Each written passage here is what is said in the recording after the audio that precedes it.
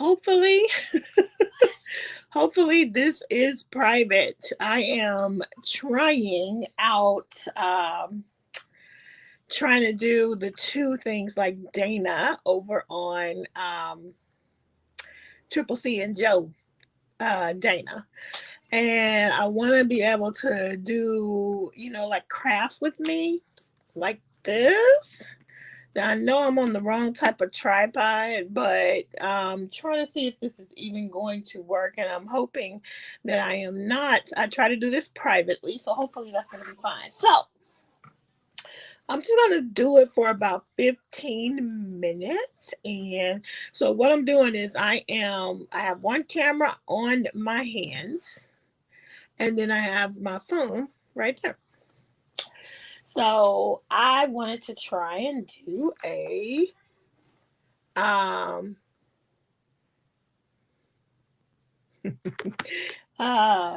craft with me.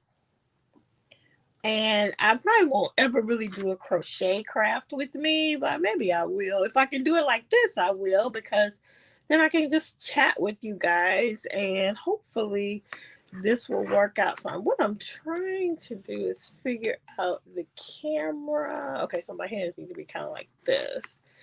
All right, so I'm working on my dog, and I forgot to bring the book over, but if you watched the live today, you actually already saw me, you saw the book. This is from Edward's Menagerie, and it's a pretty popular book. I think the girl who designs everything, her name is Carrie Lord, and this one is specifically about dogs. And this is my entry for Stephanie from Stephanie's Yarn Escape, the March entry for her Attack of the Amigurumi. So this is, so what I explained in the live today was that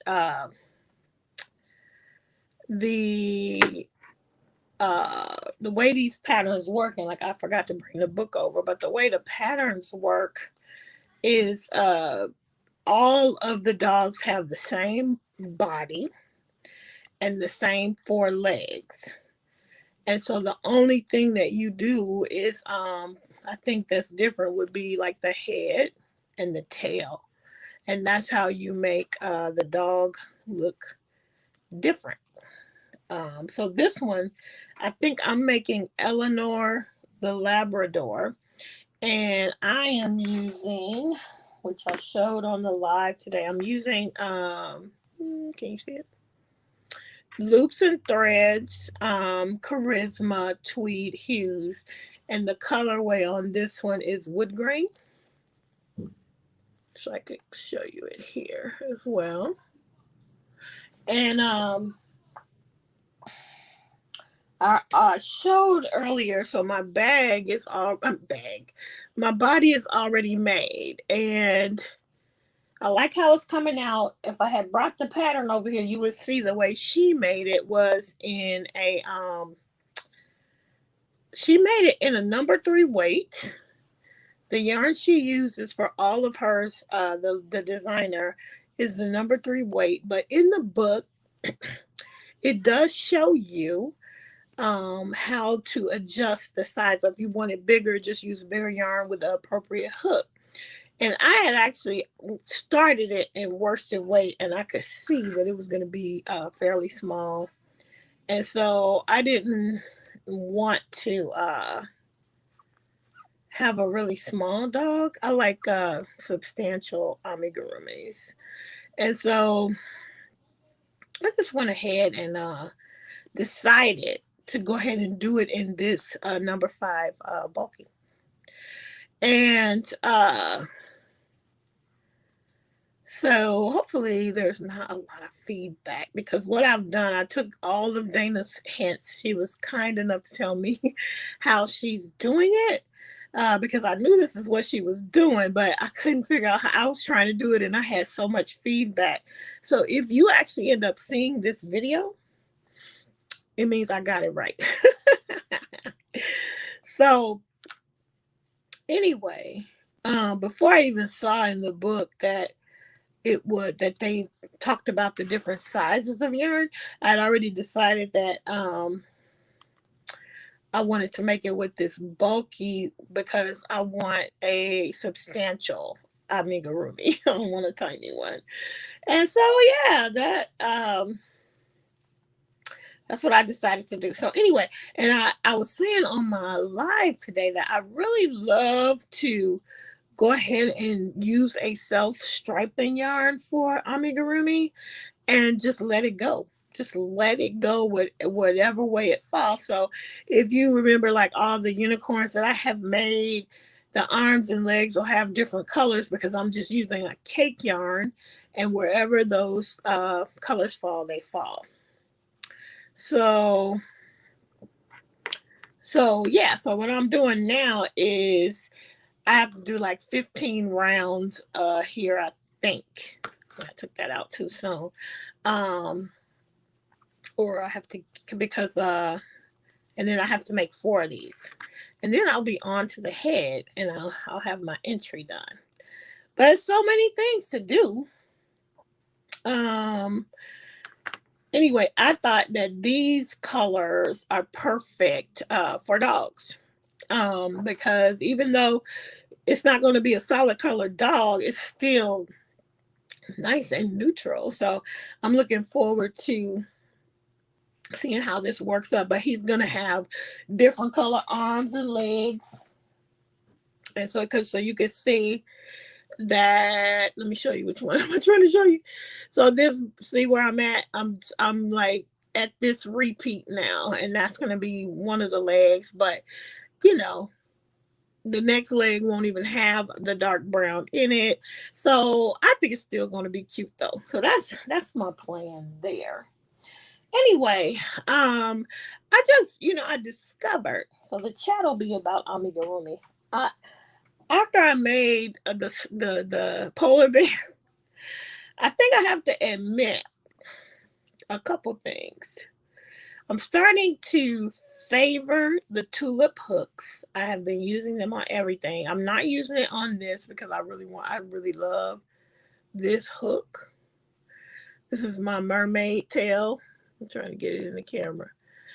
Specialty hook. This is from Harper Baby Hooks, I think it's called, on Etsy and on Instagram. And she is actually closed right now, and I think she has a supply chain issue, and I believe that these are made from polymer clay. And if that's the case, there is a severe supply chain issue. I know at my Michaels, it's been months since they replenished the polymer clay. I'm not a huge polymer clay crafter, but I look, because I did do a little bit of, I explored that form of crafting and art last year for the first time, and I was shocked at the lack of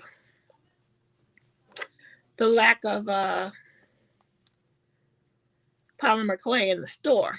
So I check every once in a while when I go looking for yarn, and I don't need any. I have enough for the little bit of polymer clay crafting I do. I have plenty, but I straight up look every time I go, and there's nothing. Like, it's been months since they got any new stock. So on her Etsy shop, it says that she's closed. Look how pretty it is. It says that she's closed temporarily. And I think it's still because she's having trouble getting supplies. So anyway, that's that for that. And so I am starting to favor the tulip hooks that I got for Christmas. And I know Dana was using her set, I think, for the first time today, that Joe got for her. And I love mine, and I know Z loves them, Pam loves them, and I will still use anything. However, I find myself gravitating toward those. And the other thing I have to admit is that I think amigurumi might be my favoriteest thing to make. And I'm not sure why, but I really do enjoy making amigurumi. Can you see what I'm doing? You don't need to see what I'm doing. It's just, I'm not trying to teach you anything. I'm just crocheting and chatting. And I thought it would be fun to see my hands while I am chatting. So, um, anyway, um, yeah. So I just thoroughly, thoroughly enjoy um making the amigurumis. There's something about, I think the first time I saw that it was possible, I jumped on it and tried it at the very beginning of my crochet career. And I believe I used cotton for the very first thing. And I know a lot of people, specifically European people, tend to use, oops, sorry, they use cotton a lot for their amigurumi. And maybe they have a better cotton than we have. The cotton that I used, it would not close. And maybe it's because I was brand new at it and I didn't know how to pull tight. But something about acrylic, when you pull it tight, like look at how dense that is. Look at how dense that is. When I put the stuffing in, you're going to be hard pressed to see that stuffing. And I think maybe they might be using like what is it? Not a smaller weight, but yeah, like a thinner, like a lace weight, not a lace weight, but maybe a 2 or 3 weight. And so it may be easier to pull that cotton, but I was using like probably like lily sugar and cream. And I made the little fella. I remember it was a rabbit, and I might even still have it somewhere. And I actually do have a cute little bear that I did make out of lily sugar and cream that came out okay. But you can see that I wasn't good at, and maybe that's what it is. I should revisit cotton. But I just thoroughly enjoy um, making it with acrylic. I love how acrylic works up. I love that. I mean, I guess eventually it would peel. Like if you gave it to somebody to actually play with, it would start to peel, and that would be the appeal of cotton, is that it wouldn't peel. But my amigurumis in general, I'm not really. They're more like decor, so they don't get jacked up.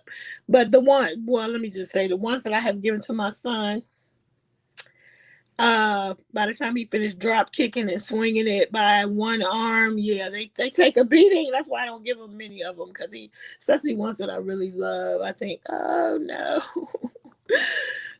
But I do make some things for him, and he always wants everything that I make, and then I have to tell him it's for somebody else. Oops, I'm off the camera. All right, I think I'm probably gone beyond what I need to on this. So I think I'm going to maybe end this in a minute here, because I might be having to pull out some of these rows because I am chatting with you guys and I'm just going in circles. But it's nice because I know I had to do a lot. I had to do a lot of these, but I feel like it's gotten a little bit too long, and I didn't bring the book. So I don't know if I'm supposed to be stopping. I could go get the book. Let's see if I can get the book and not disturb anything over here. And I'm going to leave you. I'll be right back.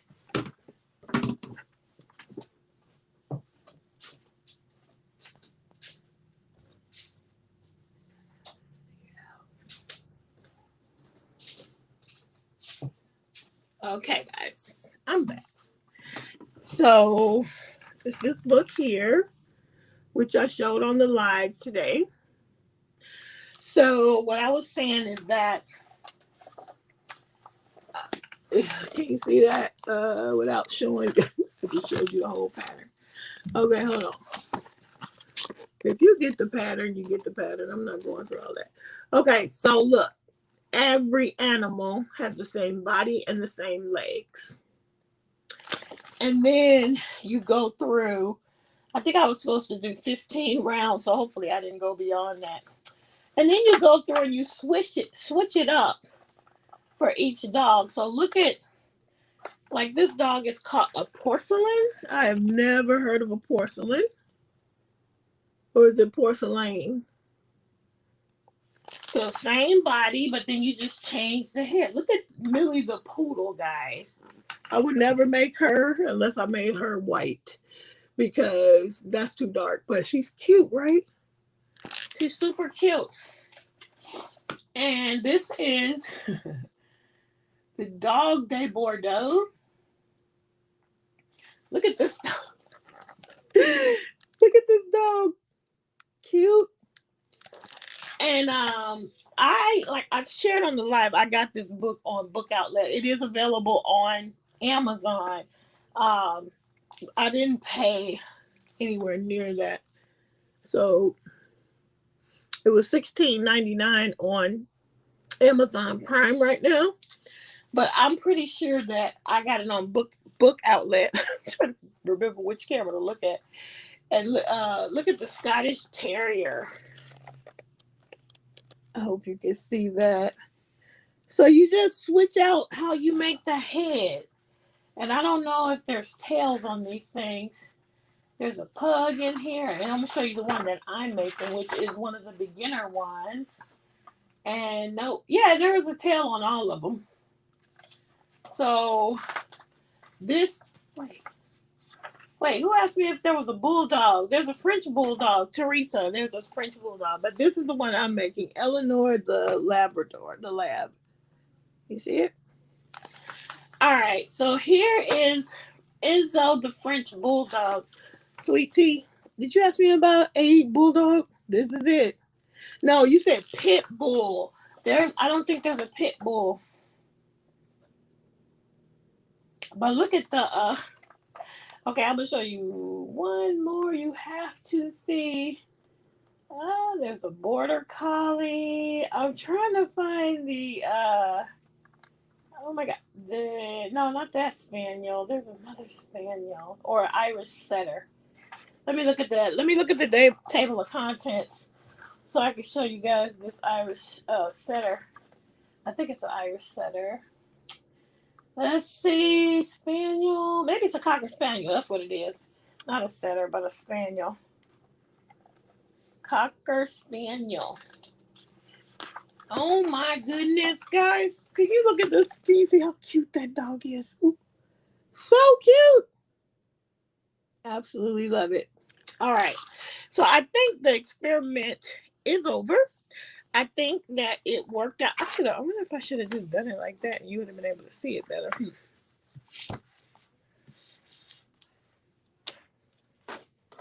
Yeah, I could have just done it like that and you would have been able to see it a lot better. But that right there is a picture of the same dog in 3 different yarn weights. And that's what I was talking about earlier. So this would be the 3 weight, DK weight. This would be the worsted, and this would be the bulky right here. So anyway, I think I'm going to sign off and see how this goes, guys. I'll see how this goes. Anyway, thanks for joining me, and I will talk back next time.